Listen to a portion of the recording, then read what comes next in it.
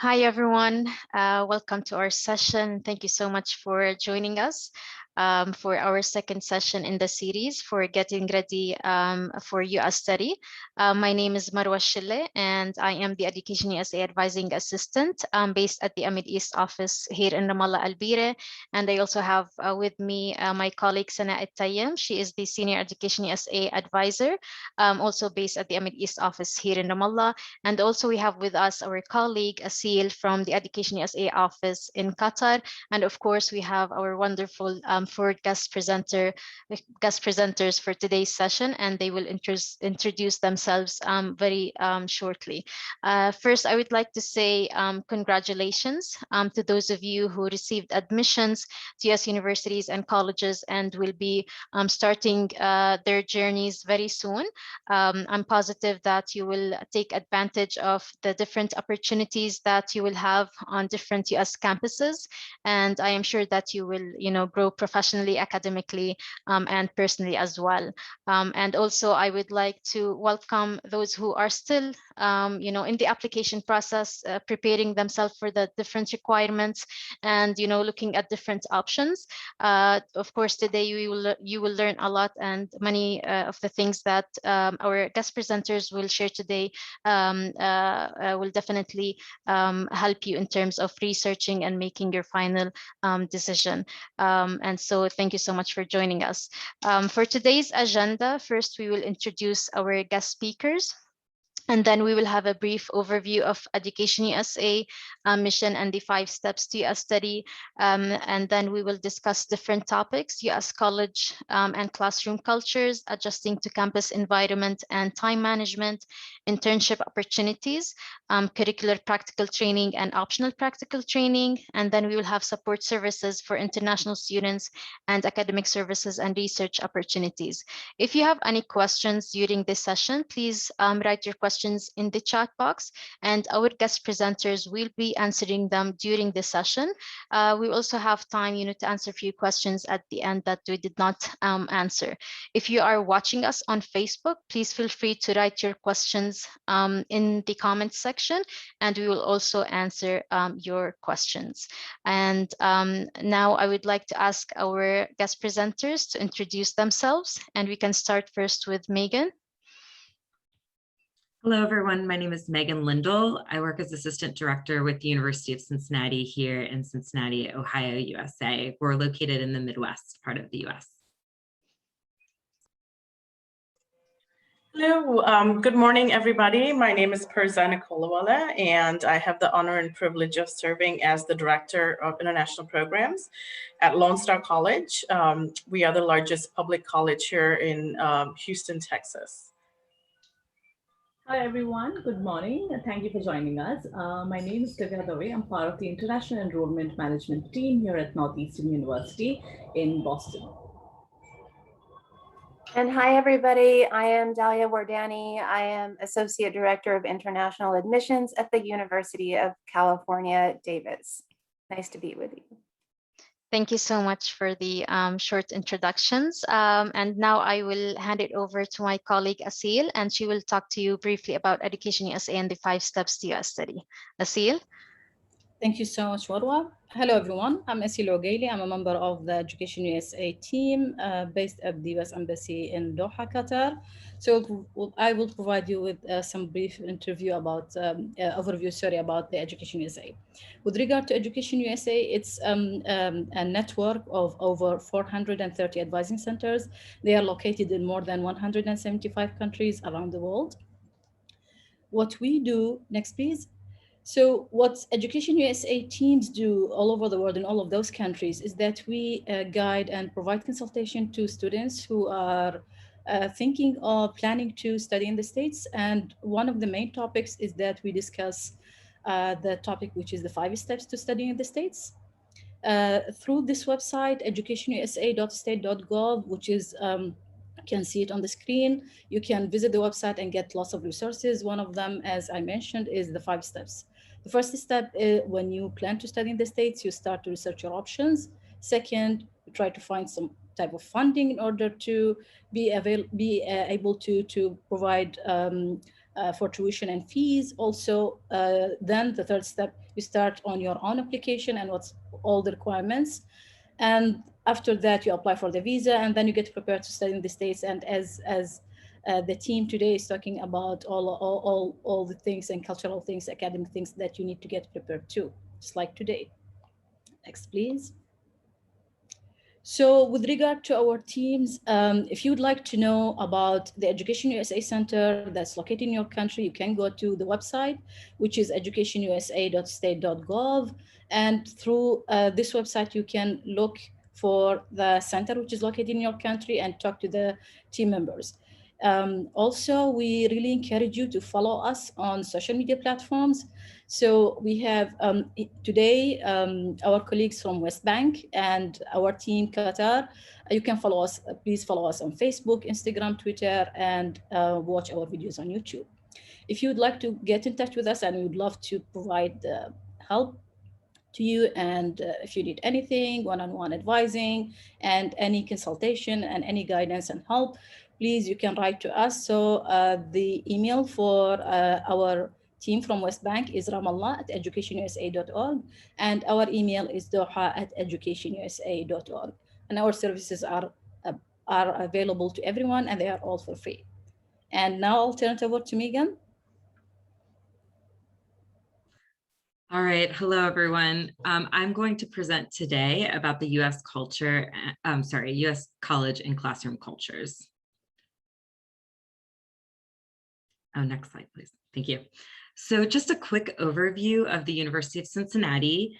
We are a large urban public research institution located in Cincinnati, Ohio, USA, in the Midwestern part of the US. We're the second largest university in the state of Ohio, with over 46,000 students, over 3,500 international students hailing from 115 different countries around the world. We are ranked in the top 100 public universities in the United States, and we're ranked #1 out of all of those public universities for our co-op and internship program. So we really do pride ourselves on not only graduating students that have experience inside the classroom, but also outside the classroom. Additionally, we do offer merit-based international scholarships, and we do recommend, if you're applying for the fall 2022 semester, that you apply by December 1st to take advantage of the most scholarship and competitive program opportunities we have to offer.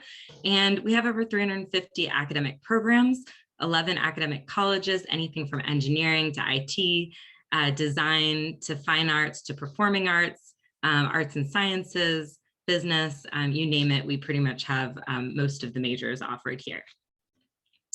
Also, just if you'd like to follow us, we are on social media, on Instagram at UC International. We're also on TikTok, and then you can find us on our website or by email. So what to expect in the US classroom. Today, I'm going to cover a few brief topics. We're going to talk about the syllabus, the US classroom environment, your relationships with professors, other students, and your academic advisor, and then finally, academic integrity and plagiarism, and just a few resources across campus that you can utilize. So first, we'll talk about the syllabus. So at the beginning of each class, I think you might have already been familiar with this from high school, but if not, when you come to the university here in the US, each class will offer a syllabus, which is a document that's usually a few pages long. And in that document, we'll have a lot of important information about your course. This document will be offered online, typically through a platform such as Canvas. Your professor might also print it off and hand it to you in the classroom if you're in person. And I really encourage you to read this document in full on the first day of class, or even previous to the first day of class if it's available earlier. Read it not just one time, but maybe read it 3 times. There's important information in this document, including your contact information for your instructor, where you can find them in their office hours, their email address, their phone number, how to contact them, whether it be online or in person. There's a short description of the class, and then there's going to be all of your important deadlines for the class, including readings, assignments, exams, projects, And then policies, how will that class be graded? How will the professor handle late assignments or academic misconduct? So if you have any questions about the syllabus, just reach out to your professor at the beginning of the class. The next would be US classroom environment. So there are, the teaching methods are diverse in the US, but these are some of the preferred teaching methods. We do have lecture style classrooms, but I would say that more common would be participatory classrooms where discussion is highly focused, whether it be large or small group discussion, applying theories that you're learning, perhaps through case studies, group projects. And then finally, there are a lot of universities now that are offering opportunities for you to then apply those theories outside the classroom through internships or co-ops. So those would be the most common teaching methods. Next slide. But I also wanted to talk about your role in the classroom. So you do have your professor that will be instructing you, but just as important is the student part of the learning, the student directed part. So your role would include not only listening and taking notes and reading, maybe perhaps what you might have been a little bit more used to in high school, but really there's going to be this big part of participating in class, thinking critically, expressing your perspectives in class. You can actually disagree with your classmates, disagree with your professor. There's a lot of different perspectives that are expressed, and there's a lot of dialogue that goes on. There's also group projects. So really by participating, in addition to writing papers or taking tests, that really is a way that you're demonstrating your understanding and can even be factored into your grade. Next slide. And speaking of grades, how will you be evaluated? So as I mentioned, there's a diverse range of instruction. There's also going to be a diverse range for evaluation. So oftentimes in the college classroom, your grade will not be, it will not be based on just one exam or even 2 exams or 3, but you're also going to be expected to participate. So you see a theme here, right? And attend class. So attendance and class participation can be a big percentage of some of your class grades, maybe even up to 25 or even 50% in some cases, depending on the class. Group projects are also important, so being able to collaborate with your classmates. Discussion boards, if it's an online class, are going to be weighted rather heavily. And then of course you will still have your quizzes, exams. Some will be announced, you might have some unannounced, and then papers. Next slide. Next is the relationship with your professors and other students and your academic advisors. So communicating with your professors in and outside the classroom, I cannot emphasize, is extremely important in the US. Faculty members are actually kind of considered to be a little less formal than maybe in other countries. You still have a very professional relationship with them. You are still focused on talking about topics related to your class and related to the subject matter, but they're very, for the most part, typically very approachable. They do care about their students, and they would love to be able to help you with any questions you have along the way, or just to discuss topics that you're most passionate about. It's also a really good way to kind of perhaps stumble upon some extra opportunities outside the classroom, maybe an internship or a research lab experience by connecting with these faculty members, both inside and outside the classroom during their office hours. The classroom dress code is typically informal, so you can wear jeans or shorts or a dress, or, I mean, honestly, it's a pretty informal dress code. Just pay attention to if there's a presentation that day or a guest speaker, then you probably will be dressing more formally. Communication style, be direct and specific. I know everyone has their own communication style, and we want to make sure we embrace that. But if possible, it is good to kind of prepare ahead some questions that you have for your professors or for other students, and to make sure that you can be as direct as possible with those questions. Office hours and appointments, again, are helpful in meeting with your professors. And then at the end of each course, you will have time to evaluate what you liked or what you see could be improved in your class and in the instruction. And then the second important point would be to communicate with your peers. You will be expected to collaborate with your peers through large or small group discussions. You also will work independently at times. You may be offered the opportunity to be part of a learning community. A learning community is where you would be taking maybe 2, 3, 4 classes with the same group of students for the whole semester. So that's a great opportunity to really get to know your peers. And then academic and leisure activities may also be a little bit incorporated into the curriculum. You might have some activities outside of the classroom that you've been invited to participate in that could be helpful, kind of informing those connections with your classmates. And then the Canvas discussion board, if you're online, is also very important in terms of connecting with your classmates and peers.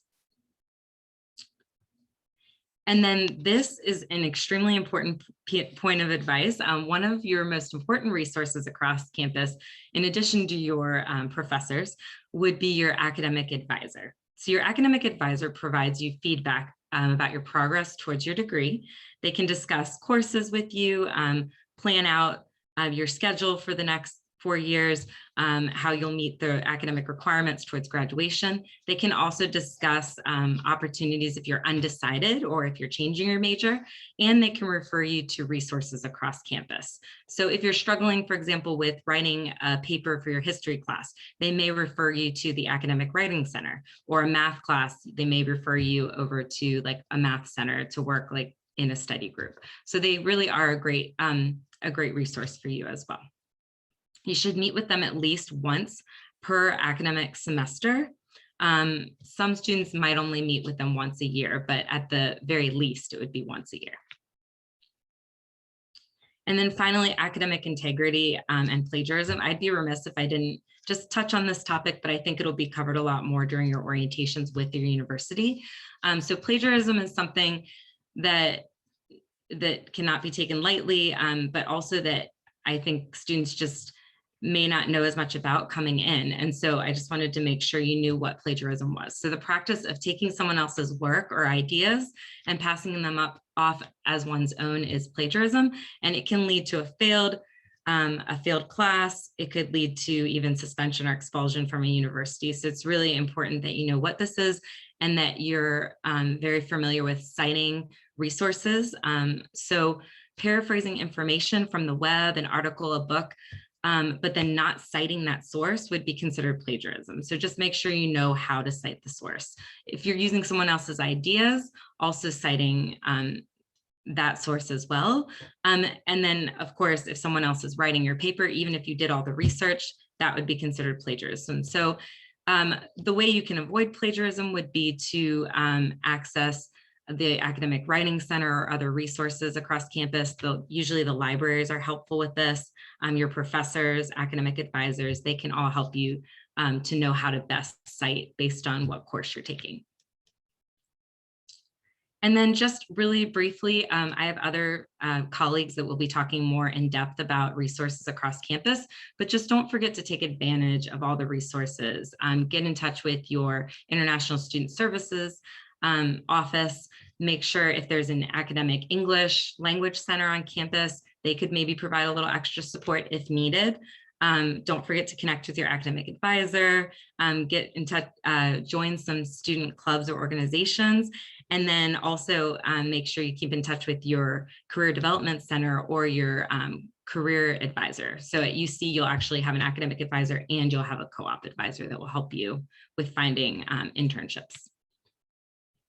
And then my last slide is just a few reminders to be successful. Check your campus email on a daily basis. Always read emails from your International Services office. Don't be afraid to ask questions. That's very important. You may not have an advisor or a professor that comes to find you if oftentimes it'll kind of be on you to ask the questions yourself. So just really make sure you're participating and you're attending class and asking questions. Embrace differences and then just experience your life on campus and beyond, get involved. So if you have any questions, I'm here to help. I'll be in the chat to answer questions, and thank you for your time.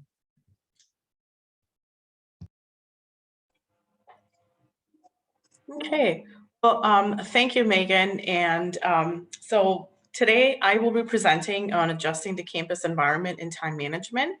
I think, Megan already touched on a couple things, and I'm sure some of my colleagues are going to be touching on some of these things in their presentation as well, but I think it's important to know what you can do and what to expect once you do come, on campus. So again, I'm Perzana Kolawala, and I am the Director of International Programs at Lone Star College. So with that being said, we'll move on to the next slide.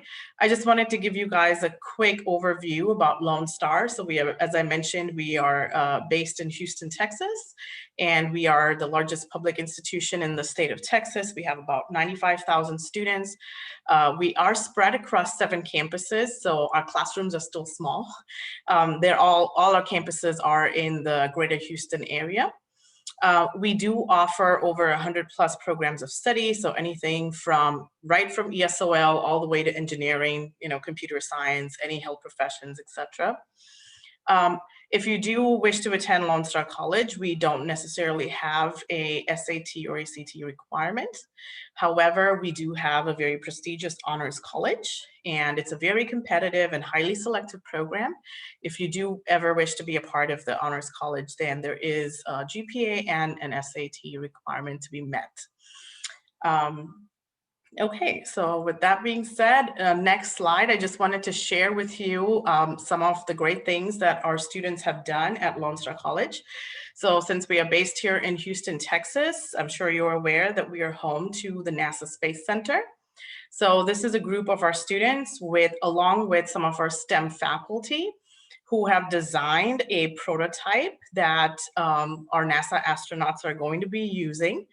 Of course, they won the Space Grand Consortium Design Challenge, in which they designed a prototype to be used on the surface of the moon. So not only did Lone Star College file a patent for it, but then NASA is going to be using the prototype on their 2024 mission to the moon again. So that's just some of the good work that our students and faculty have been doing on our campuses. So next slide, please. And just to give you a quick overview, so we are, just to mention that we are a community college, and here is how a community college works. So if you can see, the quick little picture that I have, it kind of explains how you get into a community college and then how you can transfer to four-year institutions. So really there are 2 ways to get into an institution, is 1 to directly apply there, or 2 to start at a community college. So all of our top transfer universities, whether they're in the state of Texas and even outside, they're listed on the top left of the slide.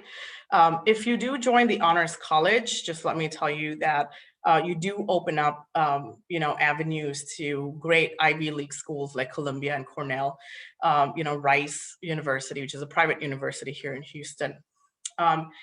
And also, more than anything else, our students are, Jack and Cook Transfer Scholarship recipients since 2012. We've had about 22 recipients so far, which is about a $40,000 scholarship to, transfer to any university of your choice to gain your education. One of our students who just graduated this May is accepted to UC Berkeley and UCLA as a transfer out of state. And as you can see, he's going to be attending UC Berkeley as a transfer student coming this August.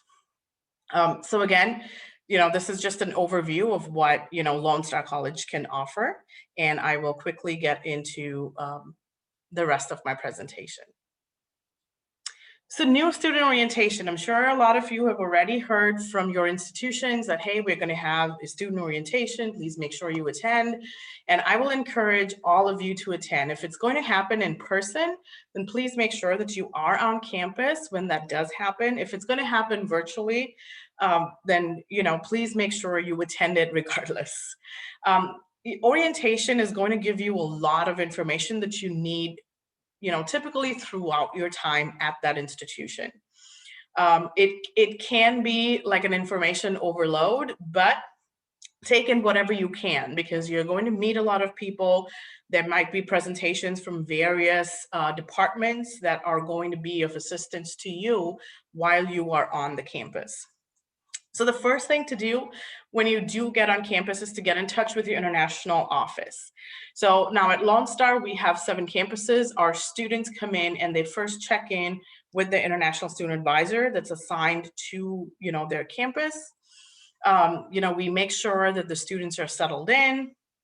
And then other things that you can do or would be doing, at orientation is also meeting with the academic advisor. So I think Megan kind of touched on that a little bit. It's important to know, what classes you're going to take, and also making sure that you are on track to graduate within the allotted time that you've been given. So it typically takes about, 4 years to gain a bachelor's degree.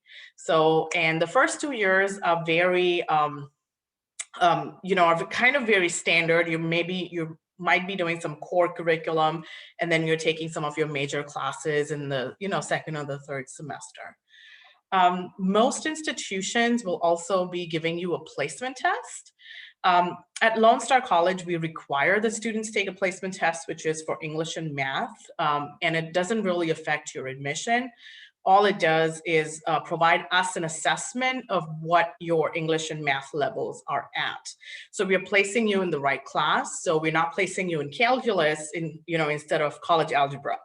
We don't want to waste your time and money. So of course, we need to make sure that you are at the right English and math level.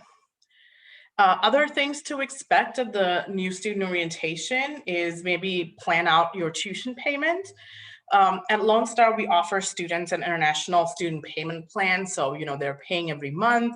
So we help them, set that up so they can plan financially of what to expect every single month. Again, talk to your campus advisors. They might have more information on that. However, I would just let you know, or highly encourage, that please do not carry a lot of cash or your entire tuition amount with you while you're traveling. That would absolutely not be necessary. I'm sure that every campus has a deadline as to when you need to pay. So find out when the deadline is and make sure you have the money ready by then. Most institutions will do wire transfers and, help you out with that kind of information. So please make sure you're not carrying a lot of cash with you when you are actually traveling. The one thing that I think a lot of students kind of don't pay too much attention to is the campus tour. Now, given the size that we are, we do have individual campus tours where our students going to attend. However, please take advantage of that. Most institutions are pretty widespread. They are big, different buildings. Some of us, we have walk through bridges which connect all the buildings. Sometimes you have to go walk outside and then, get into another building. Whatever's said and done, please take the campus tour if it's being offered. Even if it's virtual, just, take the campus tour. Because nowadays all institutions have a virtual, 3D campus tour where you can see what your campus looks like. I think it's important because it kind of sets you up for success when you're going into your classes and when you're making sure that, okay, you're going to be on time for classes and in which building your classes are going to take place in. So it could kind of be all over the place. So you have one class here and then, you probably have about 15, 20 minutes or 30 minutes to, go into your next class, which could be across the campus. So that's also a good thing to keep in mind when you're registering for classes, making sure that you have adequate time in between your classes as well. And again, I think the most important thing that you should or will be given information about is all your campus resources. So I will just touch very briefly on those in my next slides, but I think it'll be very, very important for you to pay attention to all the resources that you have. Most of the resources that campuses provide are free to all the students, so please take advantage of those. And of course, they could be, there could be some other opportunities for you, maybe even for employment, right? Because we have a lot of centers and academic support centers, et cetera, which may need student employees throughout the year. So keep your eye open and ears open for all the information that is being shared at new student orientation. So next slide, please. So some of our campuses, and I think most US campuses, will also have a week of welcome. So that's the first week, of classes where students are settling back in, coming back to campus. And really for new students that are coming in, this is a great way to get to know other students, because most of the time it is, as you can see in this picture, it's just a picture of one of our campuses having, kind of a fair for our new students coming in, even our current students, right? To get involved. So you will have clubs and organizations, having their little tables where they'll give you information about their clubs.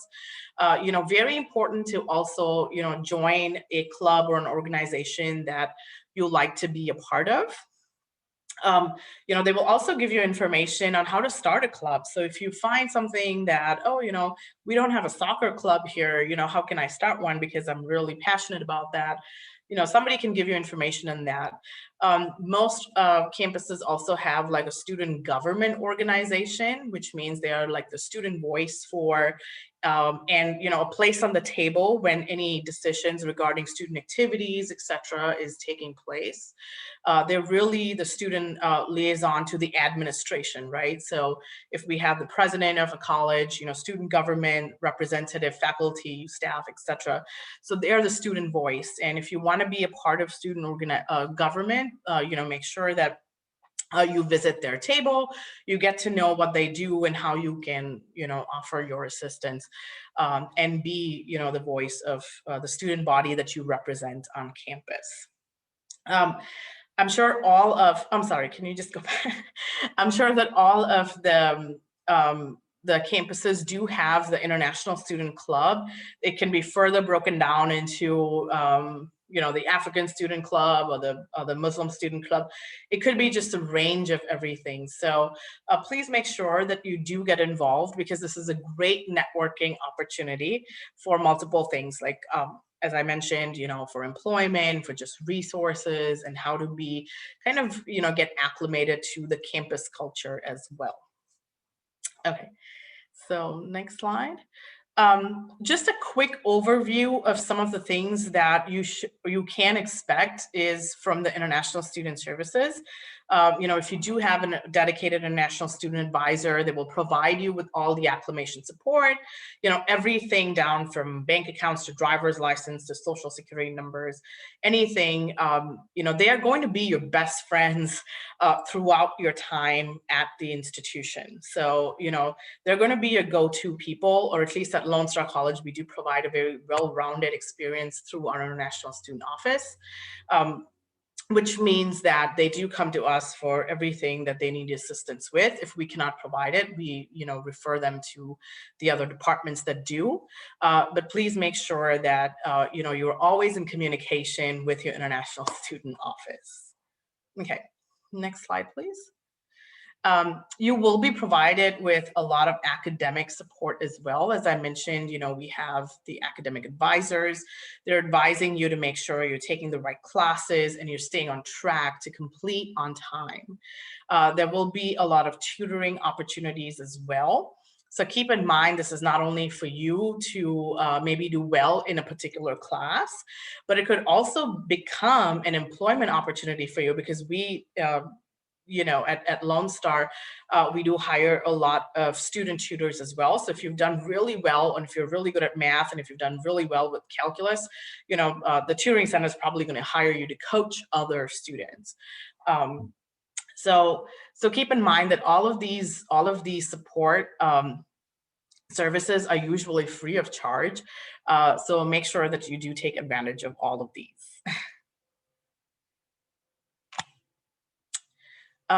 Again, most campuses across the United States do have employment opportunities as well. So my colleagues will go into the do's and don'ts for on-campus and off-campus employment.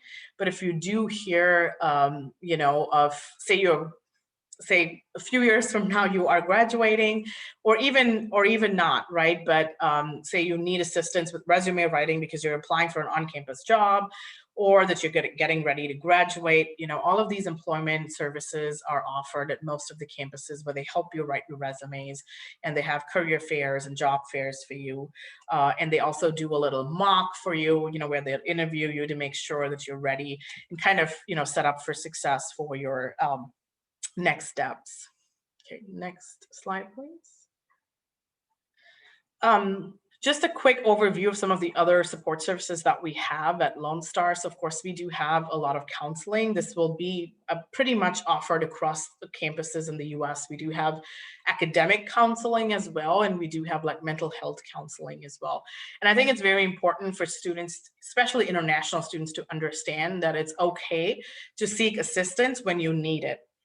There's just one thing I'm going to tell students, that if we are not aware of the problem, we don't have a solution to it. If we are aware of the problem, we pretty much have a solution to it. So please make sure that you communicate. I think it's going to be very, very important for you to keep that in mind. You know, lots of student life opportunities. As I mentioned to you previously, we do have the Honors College. Again, it's a very competitive, program, but it does have leadership and scholarship opportunities for you. We do have childcare on our campus as well, because if we do have students who are here with family, because we do have, you know, some of our international students come here with entire families, and, you know, parents can put the kids at childcare on our campus while they're going to class. We also do have something called Care for Completion, which means that we really pay attention to a student's needs and wellness in general. So if a student, for example, is really struggling with you know, being able to afford their meals or with housing, there is no way that they can do well or pay attention to their education. So we want to make sure that our students are doing well. So we do offer some assistance in that, as you know, if a student requires that.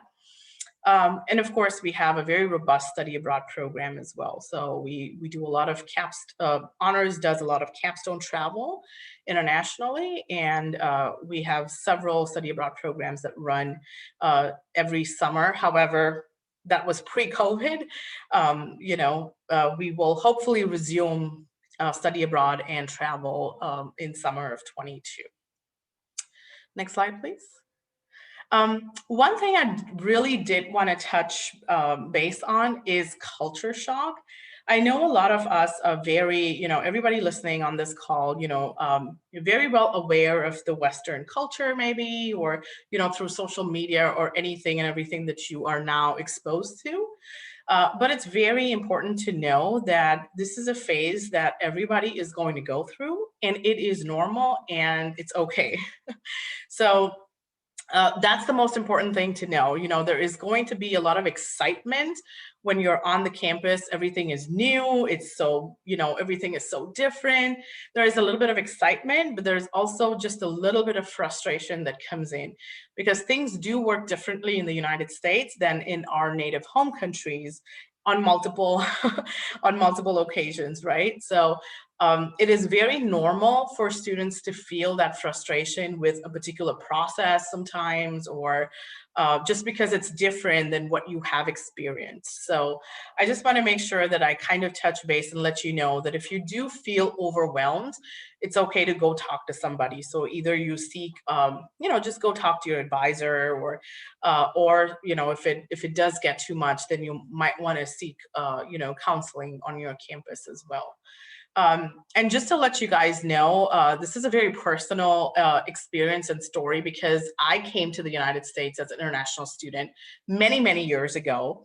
I was a graduate student, and you know, I did go through some of the frustrations of, you know, things that were different than what, you know, my home country had to offer. So just wanted to make sure that you guys are aware that this might just happen, and it's perfectly fine and normal, and you will get through it.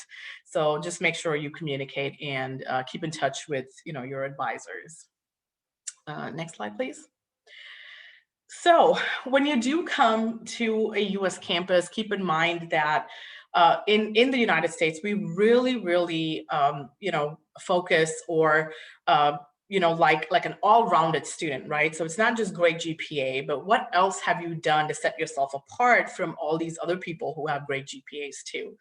Have you had some leadership experience? Were you part of a club, or, what else do you have to do? Now, this is where time management really comes into play. So I would suggest that you have, you go to your campus, you make sure you're in classes, and then based on your class schedule, you try to fit something else in. And it's perfectly fine that in your first semester, you don't want to take up too much because you don't know what you can handle yet. You don't know what your classes are going to look like. You don't know what the assignments or the exams are going to look like. So, keep everything in mind in the sense that, oh, I would really like to be part of this club, or I would like to start a club. But, take a step back if you think it's going to get too much, because there is really a lot to do. You cannot be a part of everything. So make sure that you know what your limits are. This is what I can accomplish, because it's very important to also stay physically and mentally very healthy when you are on campus. So what are some of the things you can do? For good time management is that you plan. So you have your entire semester schedule, you've put all your classes in place, you have this big calendar, and now you prioritize, as based on what you have. If, say, for example, you want to join a club or anything, any extracurricular activities that's going to be maybe a 2 or 3 hour, a week commitment, as opposed to, you're starting a club. So when you're starting a club, you are the whole and soul of it, and you're in charge of recruiting for the club, et cetera, et cetera. That may get a little too much in your first semester. So, kind of know what your limitations are. And of course, be efficient, seek help seek timely help. So, just like my colleague Megan mentioned previously, communicating with your professors, don't tell them the day before a class or a test is due that, oh my gosh, I'm really struggling and I don't know how to submit this. As and when you see that there are multiple roadblocks, or you're unable to accomplish or move forward in a particular assignment, communicate with them, and to make sure that they're aware that there is some struggle, and maybe they can help you. So I would just say seek timely help. Communicate. I have mentioned that throughout my presentation. It's very, very important to communicate. And last but not the least, you need to stay healthy. So please make sure that you're getting enough exercise. You are, you're eating healthy food. It's very common there's a phrase actually here in the US, we call it the freshman 15. The freshman 15 is that in your freshman year, you just gain 15 pounds. And for some people like me, I think it was more than 15 pounds, but that's when, your eating habits have changed, because the food that's available is different than what you are used to back home, right? So, and also it's all very different. So you want to try everything. So make sure that you're also staying, healthy, eating right, getting a lot of exercise, and taking things a little slowly until you ease into, the campus culture and your schedule in general. So I think with that being said, that's the end of my presentation, and I wish you guys all the best. Thank you, Parsan, for giving that wonderful information.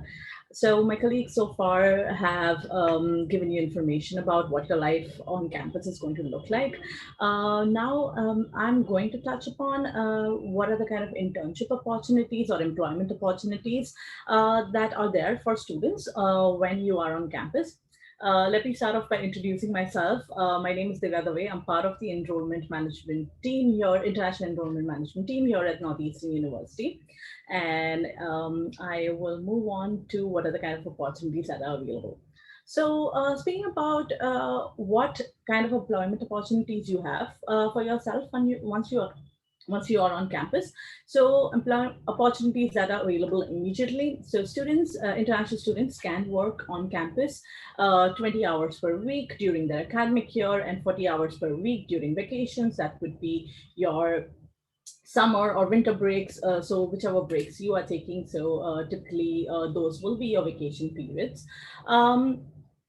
Now, after 1 year of completion of your program, so typically if it's a 2-semester in a year, if you're taking 2 semesters, then that will be that 1 whole year. Or if it's a quarterly program, then you will be taking up to 3 quarters in a year. Post that, your CPT gets activated, and post which you can start working off campus, and the opportunities like internships, co-ops, those are available for you, so you can take part in those opportunities. And after graduation, so once you have graduated from a university, you have your CPT, you have your OPT opportunity available, so which would typically last from up to 12 months to 36 months, depending upon the program that you have enrolled yourself into. So now often students come up to us and ask us what is a difference between CPT and OPT. So CPT is the curricular practical training, and OPT is the optional practical training that is available for international students on their F1 visa, for taking up both of these opportunities, you need to have authorization from you need to have the authorization available. So once you have that, you can work on both of these. CPT, which is during, as the name says, curricular practical training, so that is during your education, and OPT, which is the optional practical training, which is post completion of your degree.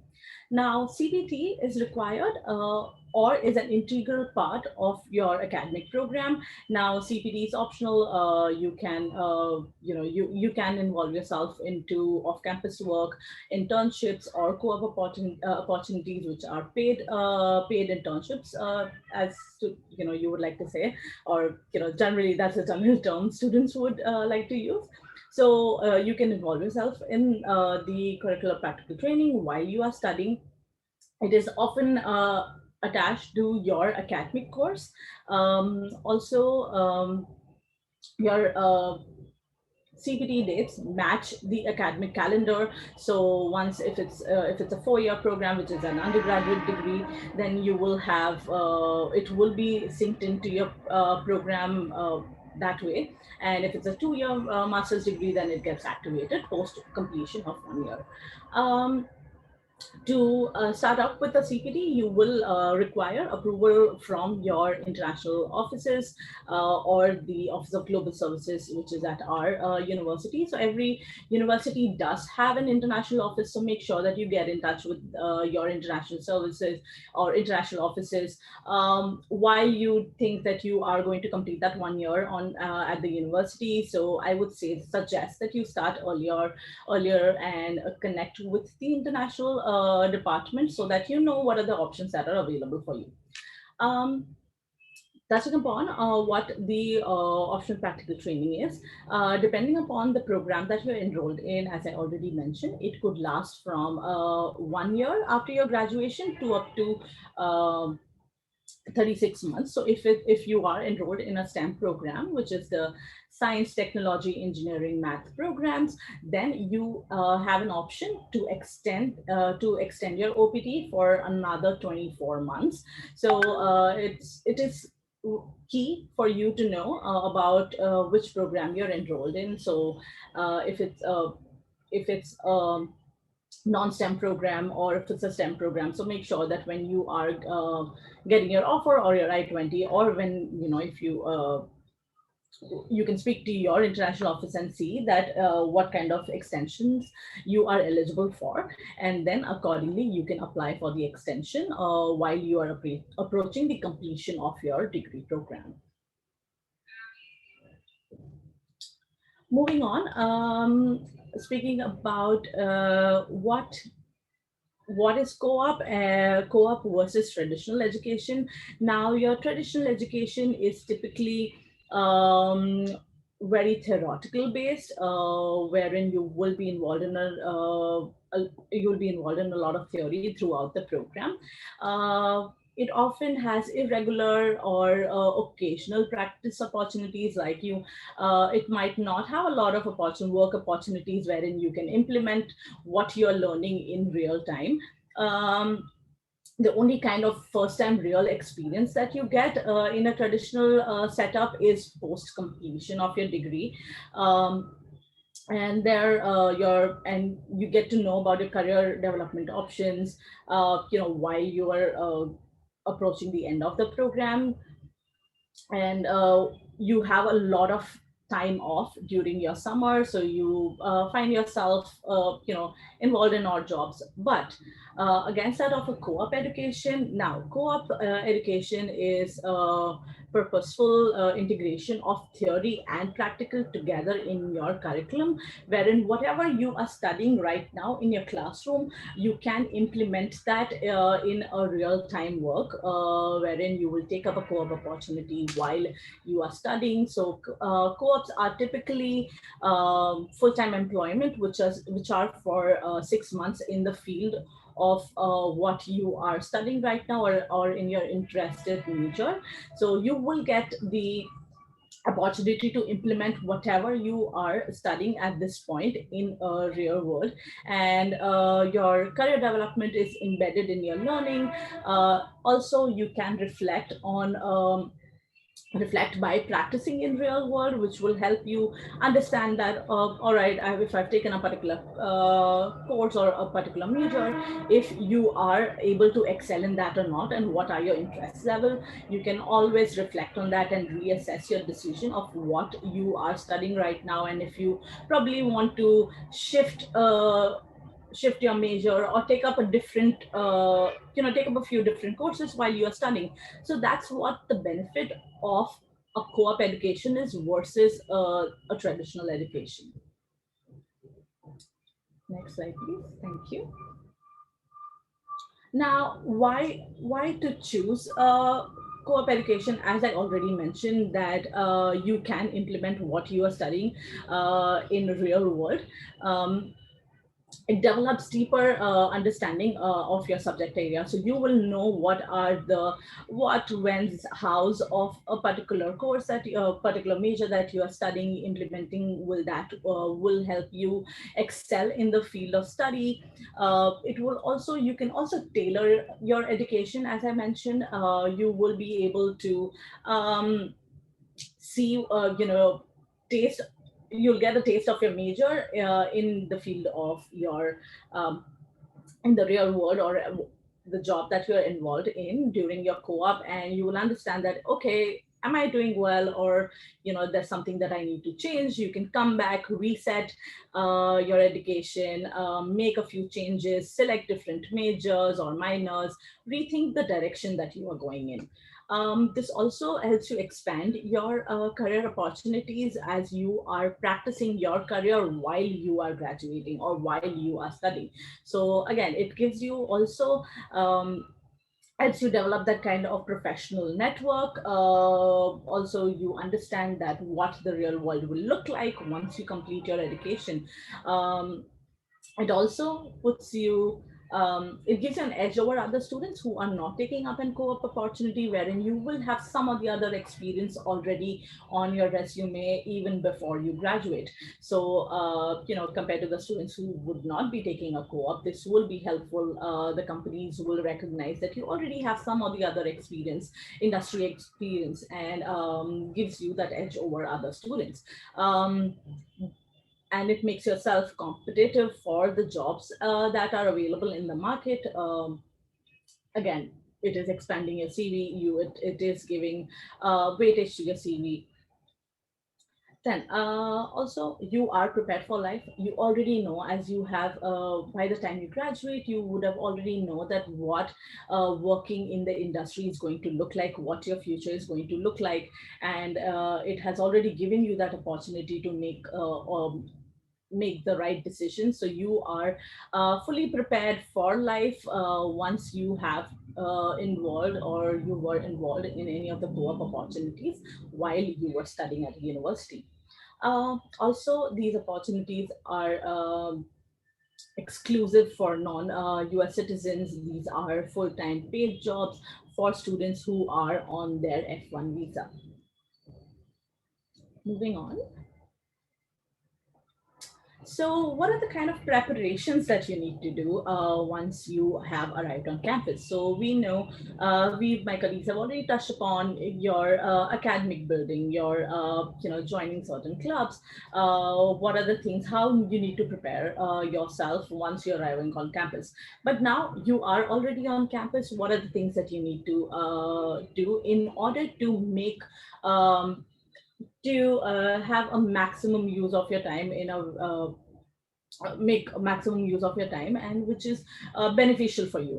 So I would say plan ahead, engage. So if you are getting involved in any internships or any part-time jobs, make sure that you are planning ahead, you are engaging with your co-op advisor, your academic advisor, seeing that you have a bandwidth to probably get involved in these kind of jobs. What are the kind of opportunities that are available for you?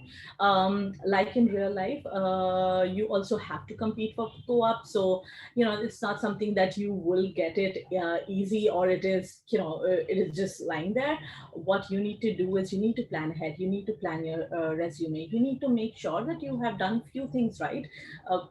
Before you are applying for these co-op opportunities, make sure that what are the kind of opportunities available, what are the university resources. So universities who are offering co-op internship opportunities, you can speak to your co-op advisors, your academic advisors, and see what are the kind of resources available with them.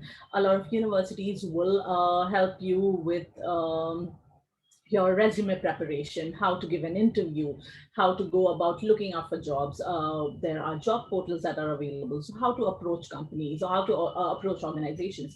So make sure that you have spoken to these key people in the at the university, so that you can go ahead and be fully prepared when you go ahead and apply for these opportunities, the co-op and internship opportunities that are there. So make sure you take advantage of these resources available. Prepare ahead. You know that your CPT will be activated in certain months. So make sure that you have already spoken to these advisors and try to get the maximum information, and then prepare yourself ahead, and then go ahead and look for your jobs, apply for jobs, and hopefully you will get those jobs in time, and you will be completely ready. Moving on, I would also like to touch upon what the university has to offer. Now, Northeastern University is ranked 49th as national universities by the US News and World Report ranking 2021. We are also ranked number 1 for the co-op and internship opportunities, and number 5 for the career services that are offered by Princeton Review 2021. Also, our student population is close to 38,000 students in total. We are also one of the largest private institutes in the US. There is a lot for international students to do on campus. We also offer a lot of co-op internship opportunities, as you can see from our rankings. So there are a lot of opportunities available. There's a lot to do on campus. We have these kind of resources available which you can make use of once you arrive on campus. Make sure that you are interacting with the key departments, so that you have a smooth functioning while you are on campus. Moving on. Now moving on and speaking about our co-op opportunities. So for over 100 years, Northeastern has been one of the world leader in cooperative education, which is the co-op. And we have a lot of experience in the experiential learning program. So there are a lot of opportunities available for you guys. We have close to 3,400 co-op partners worldwide. So these are global partners. Every year, close to 11,500 students go on co-op every year, 50% of which do get a job offer even before they graduate, and from these companies where they had done their co-op at. So this says a lot about the kind of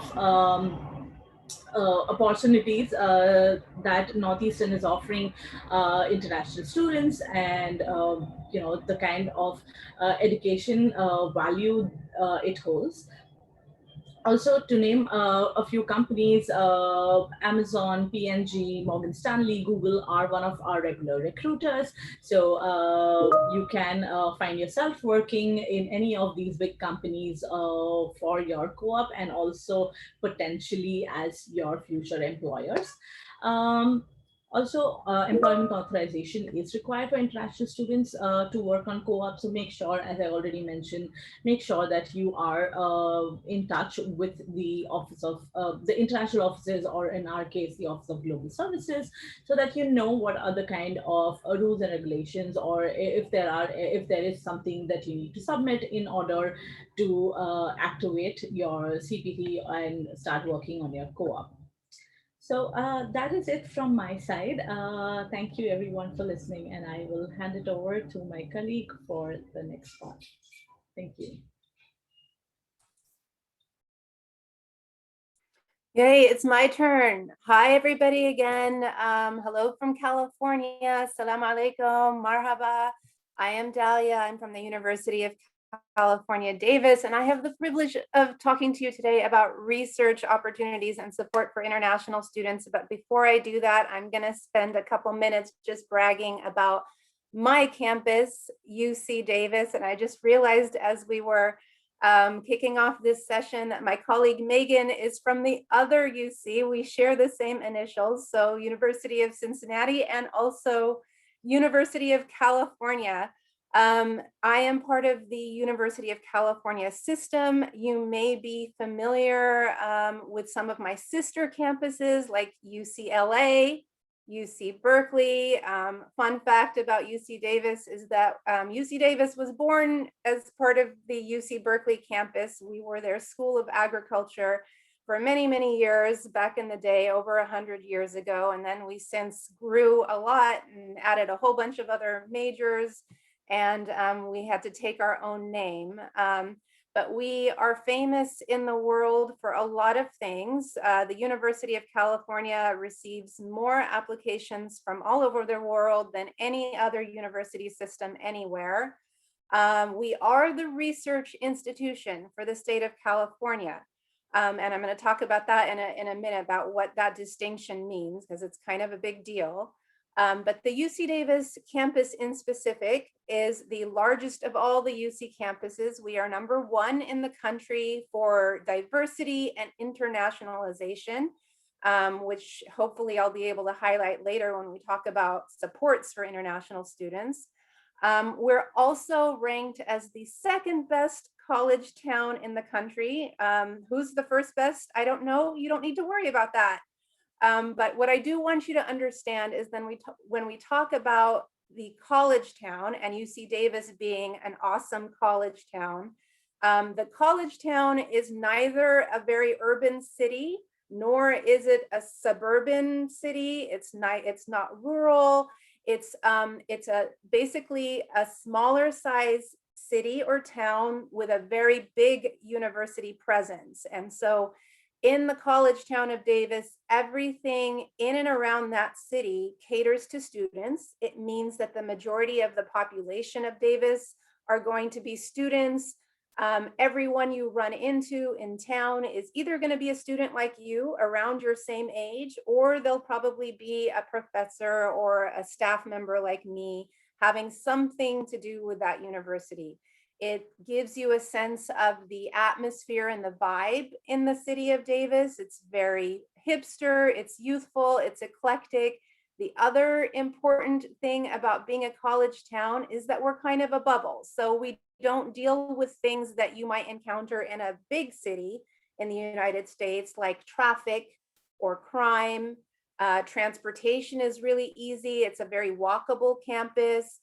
We have more bicycles on campus than people. You never need a car to get anywhere in and around the town of Davis. So that's probably my favorite thing about Davis. We are ranked number 5 in the country for best public universities.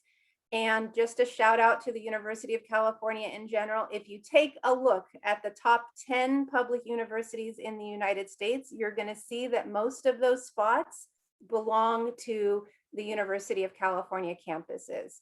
Also, UC Davis has the biggest career and internship center in the UC system and one of the oldest ones in the whole United States.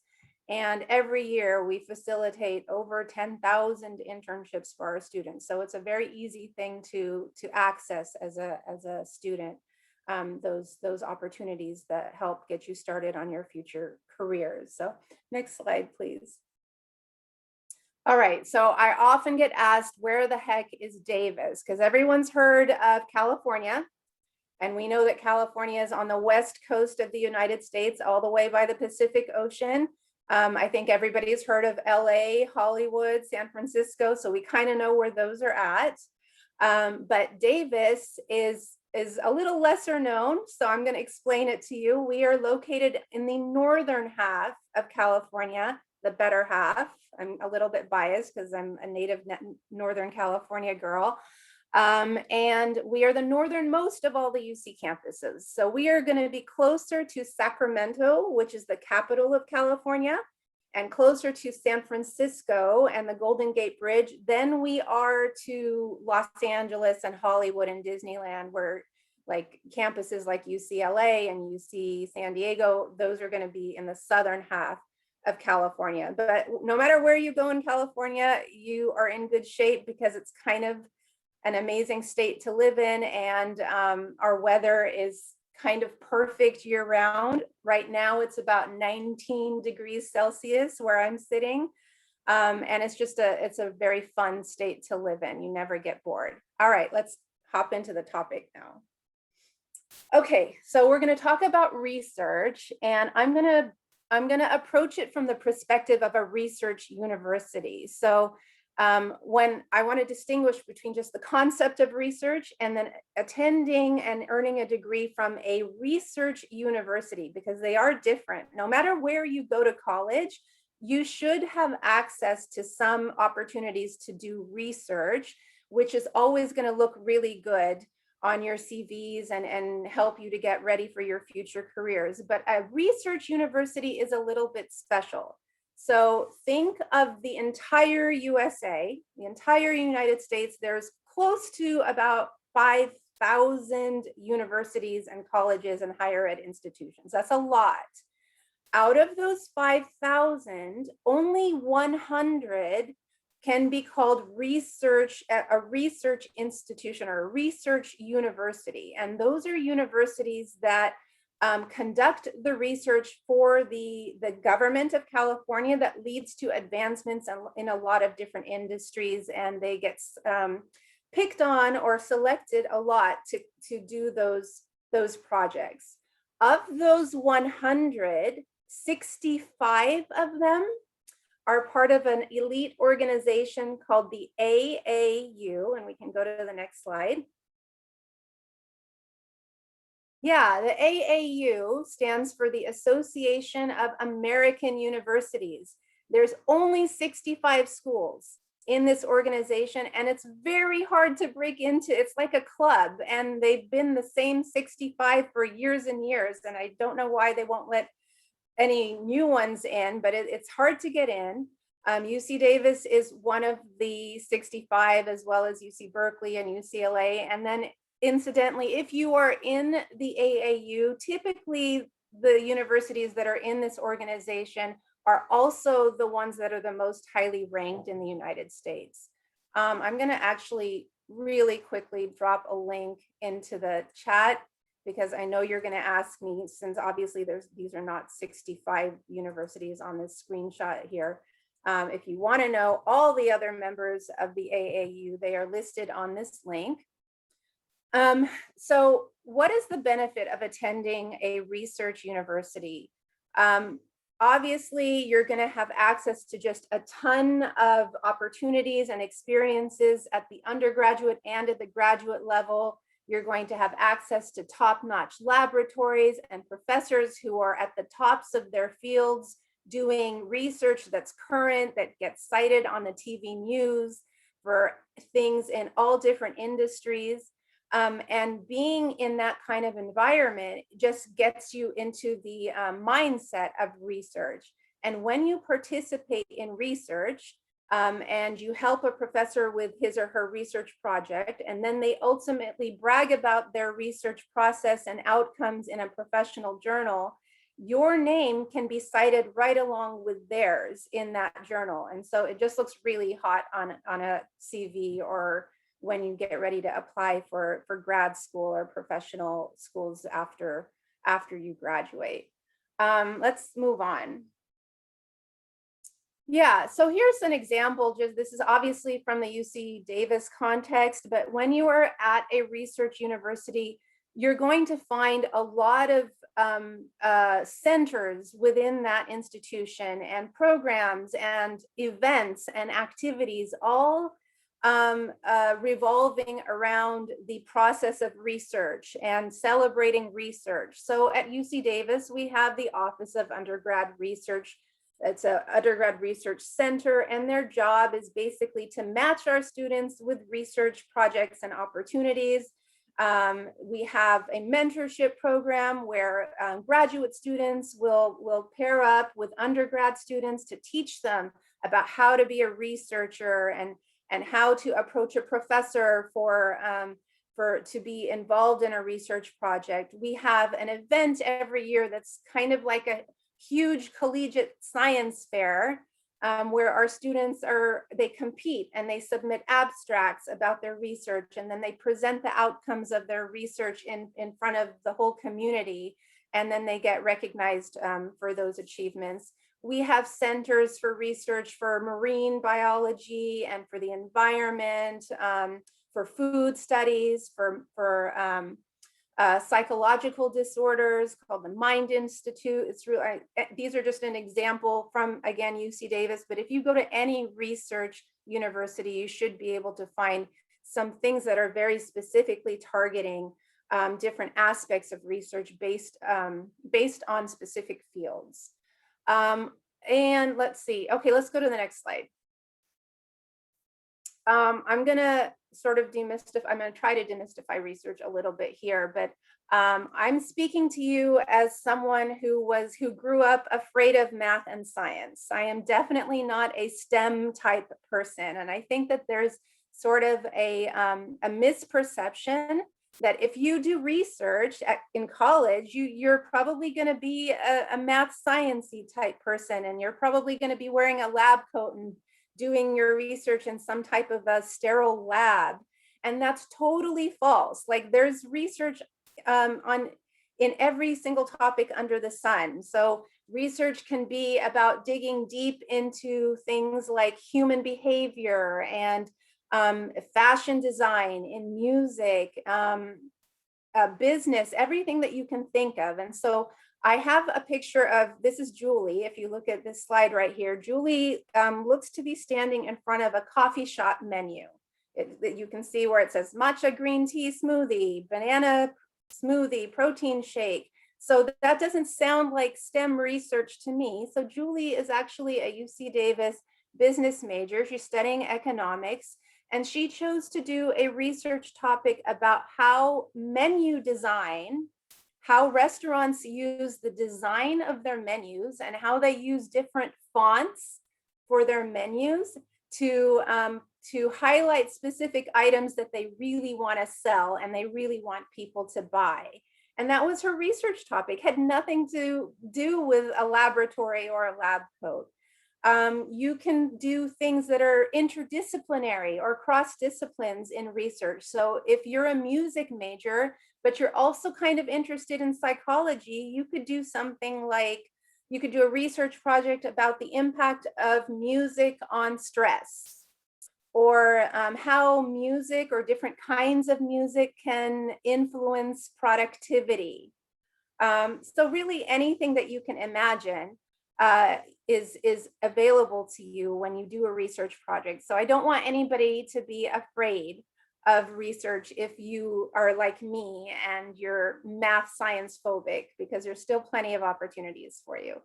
Among the other benefits of doing research is that obviously you're taking the learning from the classroom and applying it to a real life setting.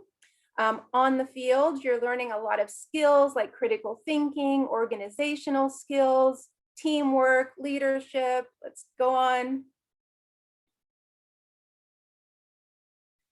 Yeah, you're learning also how to speak up for yourself and how to advocate for your work. So when you do a research project, a lot of times there's going to be an opportunity for you to talk about what you did and what you learned in front of other people. Sometimes it's going to be just like a small group. It might be just your classroom or just your professor. It could be in front of a huge audience if in the event of like a competition situation. So you learn how to talk about the relevance of your research. Why does it matter? Why does my work matter? Why was what I did important? Why should you care about it? It also, I mentioned this already, improves your resume and your CV. It looks very attractive for a graduate school or professional school entry if you've conducted research at the college level. And it can be fun depending on what topic you've chosen. So if you are signing up to do a research project in college, you should look for the kinds of topics that you're passionate about, like, because you're going to be probably interacting with that material and that information for months and months. So you're going to get very intimate and cozy with it. You want it to be something that you personally care about and are interested in. And it's totally voluntary. So no one, I mean, obviously there are some researches that are required by the classes that you might take, but at a research university, we definitely count on our students to propel the research that we're doing on a broad scale forward. And we do invite them to sign up for projects that are just unique to them and are personal to them and are based on their own interests. Let's keep going. All right, so I hopefully got you interested in the idea of research, no matter where you end up going to university. The next question would naturally be, how do I go about getting one of these cool research opportunities?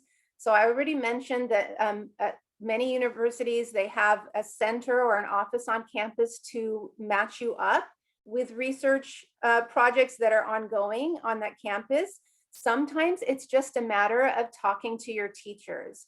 So we use the word faculty at the higher ed level, and that's kind of sometimes an intimidating term, but basically they're just your teachers and they're just regular people. Yeah, they're super smart and sometimes famous and sometimes published authors, and they're being interviewed on the news and all that. But at the end of the day, they are regular people, regular human beings, and they are open and available and willing to talk to you. So if you're sitting in class one day and your professor is talking about a research that he or she is currently conducting and that sounds interesting to you, you could basically just walk up to them and say, hey, do you need a helper? I'm happy to help you as a research assistant. Or you could send them an email or walk into their office during office hours if you don't want to do it in a very public way. The other way that you can get a research project is just by walking into your department office or your major office and talk to your advisor. And sometimes the advisors are aware of projects or opportunities that you might not be aware of or have access to or become familiar with because of your specific classes. And they can let you know what else is available that is looking for assistance that you can sign up for. Or you could start your own project. So I know a lot of students, even at the high school level, depending on what curriculum you're doing, you might already be involved in research and excited about learning more and digging deeper into whatever it is that you're studying. You could actually take that project from the high school level and apply it at the university level and ask the university or ask your professor or the research center to help you expand that research, even find more helpers for it. At UC Davis, we'll even give you money to fund the research forward. So really there's always opportunities. Even if you can't find something existing on the campus that excites you, you can come up with your own project idea and conduct research on it. Let's go on. All right, switching gears. We're going to now talk about support for international students. Let's go to the next slide. So let me start with, let's start with a disclaimer.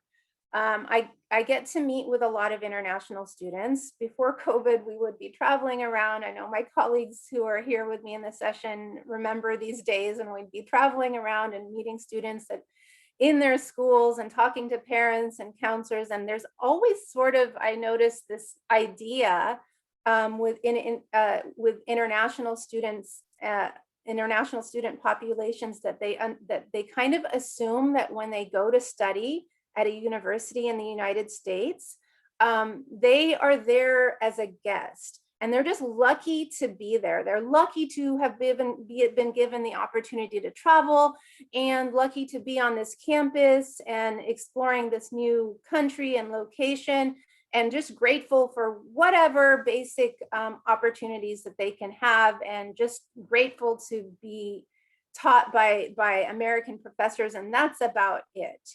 And so there's also an idea that because they're international students, they may somehow be disadvantaged or less than, or even, unfortunately, some think that they might even be discriminated against in the United States as international students. So I always want to start by dispelling that myth, because if you are coming to the United States, enrolling at any of our institutions, you shouldn't come with the idea that you're going to have less than any American domestic or local student at that university.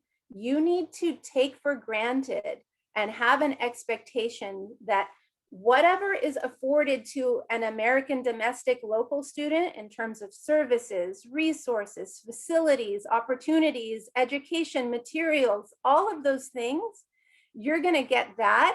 And you should also expect more, because everything that you get at that university should be the basic set of opportunities.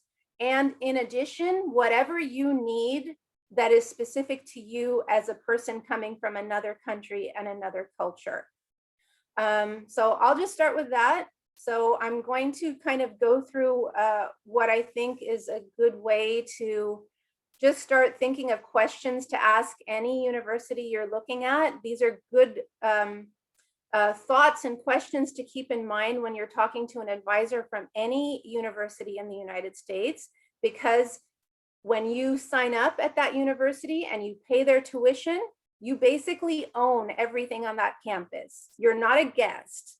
You are a full-fledged student, and you can absolutely expect things and demand things to make sure that you are comfortable, safe, supported, and that you can thrive there. So never feel that you are a lesser student because you are international. Let's talk about this. So I kind of framed the supports for international students on a timeline. I'm looking at it from before you even apply to when you graduate. So the first set of supports that I was imagining are the pre-arrival kind of set of supports, from application to enrollment. There are things that a good university will do for its students if they care about international students and prioritize international students, even before you apply. So I know that, for example, the University of California has specific information that is unique to international students that's different than domestic local American applicants. We have to recognize that you guys are coming from places with different education systems, and maybe the courses you're taking and the grades that you are earning are different than the ones that we have here in California. And we have to not just respect that, but accommodate it in every way. We have to have an application that is friendly to those differences. If we didn't, then it kind of says to the world, we don't really respect that international students have these differences, and we want them to fit into our mold. So watch out for that. What else? We in the University of California have specialists that read your applications. So we call them international specialists. That means we don't allow people who are only knowledgeable about California curriculum to read the applications of students from other countries, because that might hurt them. It might mean that they don't understand all the differences and nuances about your curriculum, the context that you're coming from. And so the fact that we have specialized people to read international applications sends the message that we care about receiving these students, and we want to make sure we understand them well and are giving them the best shot possible to be admitted.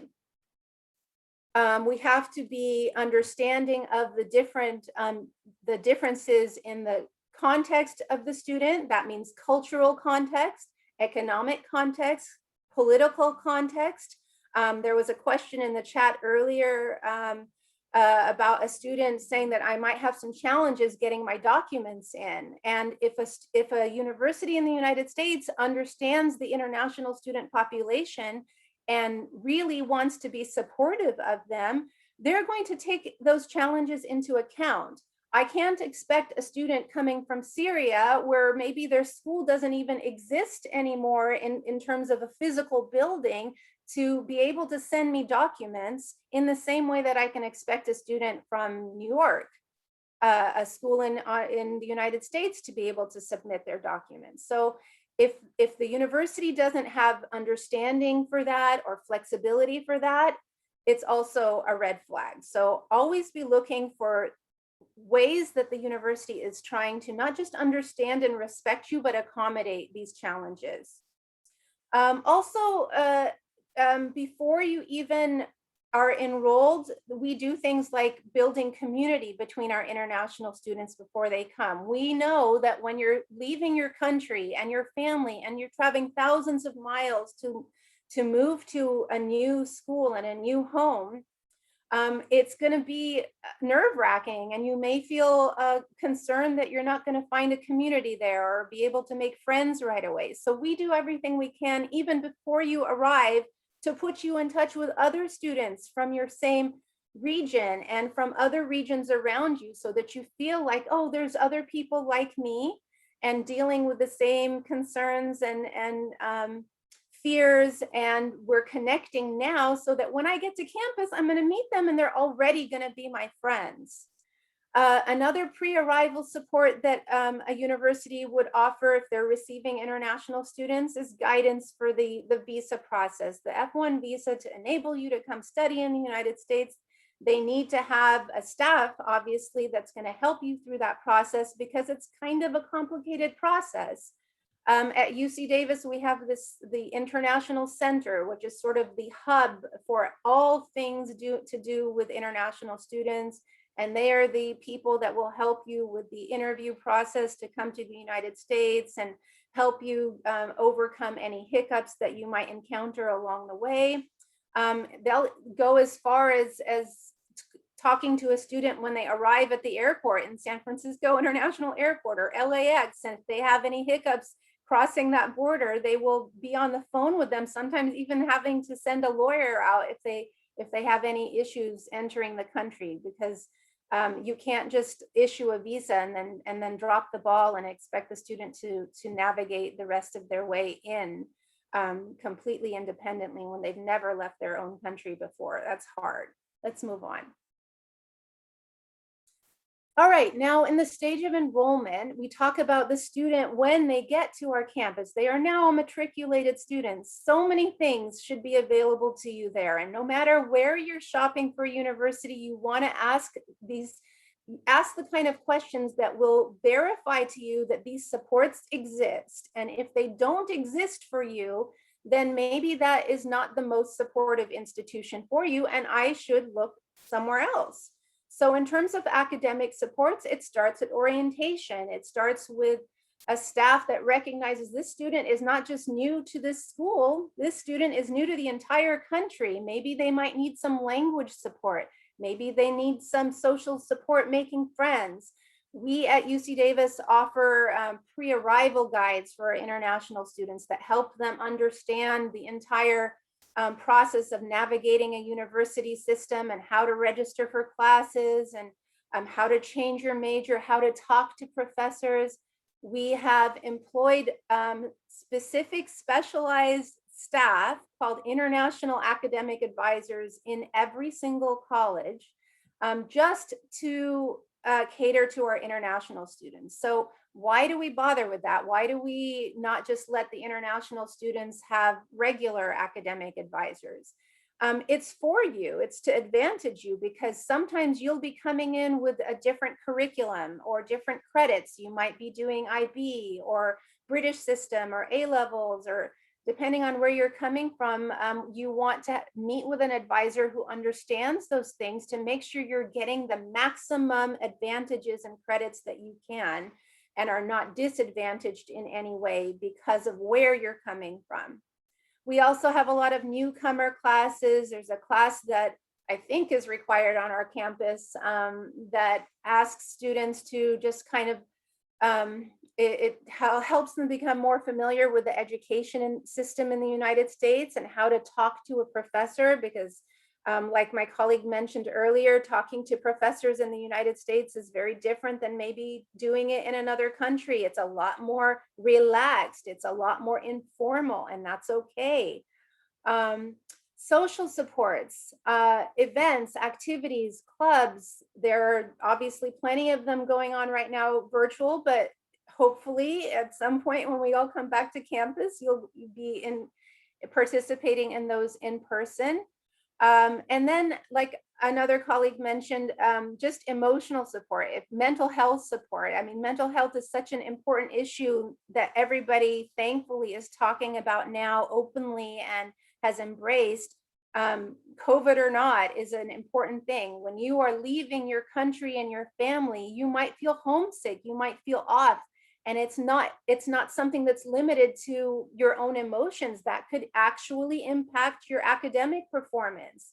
I had one sad story, unfortunately, that of a student that came to us from the United Arab Emirates, from Dubai, and the student was outstanding coming in, one of the top students in his high school. And then when he arrived at UC Davis, he isolated himself so much, didn't take any initiative to get involved in activities or clubs, didn't reach out to his advisors or other people, and just kind of lived in his own little bubble for months and months until he got really depressed. And he ended up struggling so much that his parents pulled him back home because it started to affect his performance in his classes. So this is why I have that little disclaimer in red, and I'm glad that my colleagues also echoed this in their presentations.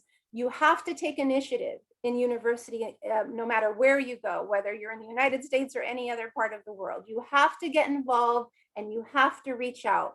It's different than high school when you have parents and teachers and counselors spoon feeding you deadlines and telling you where to show up when and telling you all the things they're going to do for you.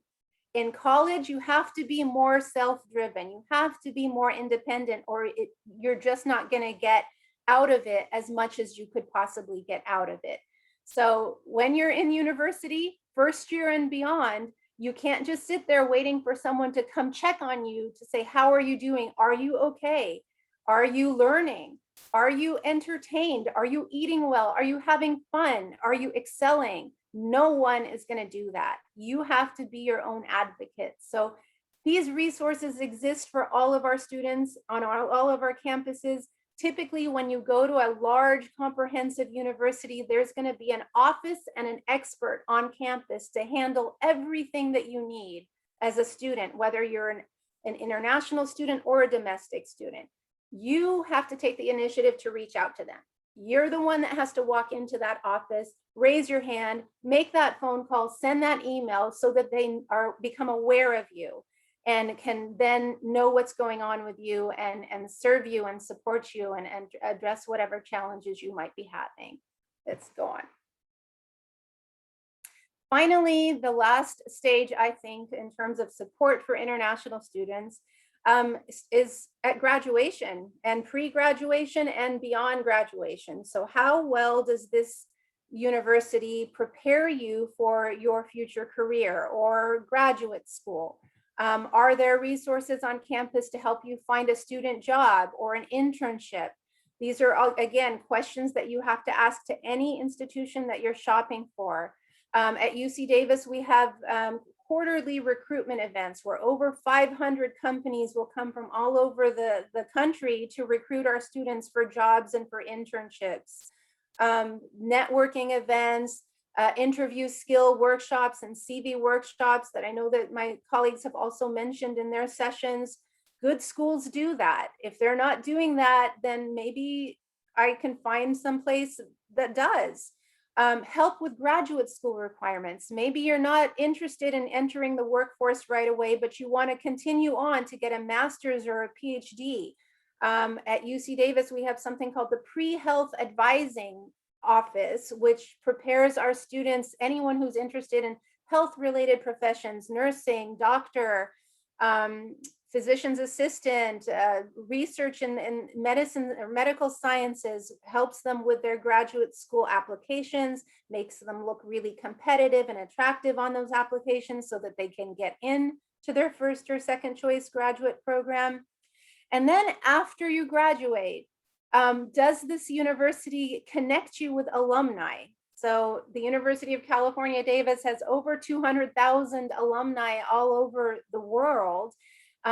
If a university is good at connecting you with those people back in your home country, that can be another benefit to you, not just helping you feel like you still have this community from your university that you can take on with you in your future life, but they could potentially be a support for your future career and connect you with opportunities to get you set in your next career and those job opportunities. So these are just general supports. I don't have anything more than that. I think I've taken a long time, so we'll see if there's questions beyond, but thanks for listening and I wish you all the best of luck.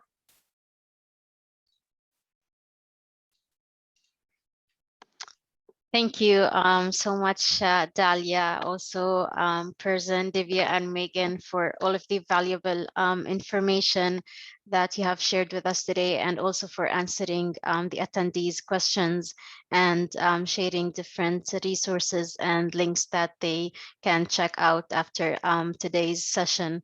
And I want to also ask the students, to always to reach out to Education USA advising offices in your country, in your city. If you have any follow-up questions, if you need more guidance, please reach out to us and we can help you. Again, thank you everyone and enjoy the rest of your day or evening. Bye-bye.